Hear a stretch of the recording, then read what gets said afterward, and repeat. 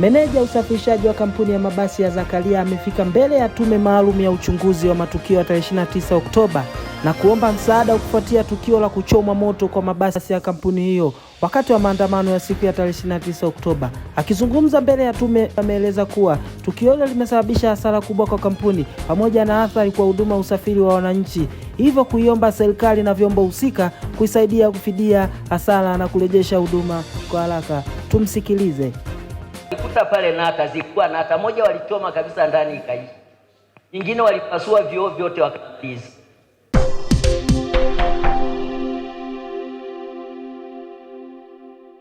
Nilisema na mambo mawili. Mimi ni meneja usafirishaji wa kampuni ya Zakaria. Kuna gari zetu 2 zilichoma moto pale Mwanza. Na kisa kilichosababisha zile gari zichome moto, zilikuwa na picha ya Mama Samia huko nyuma na mabango ya Mama Samia. Walikuta pale nata zilikuwa nata moja walichoma kabisa ndani ikaisha. Nyingine walipasua vioo vyote wakatiza.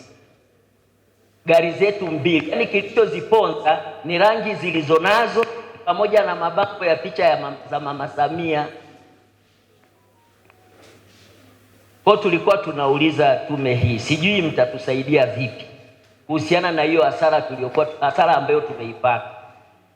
Baada ya kusema hivyo, nashukuru ya kwangu yalikuwa ni hayo tu.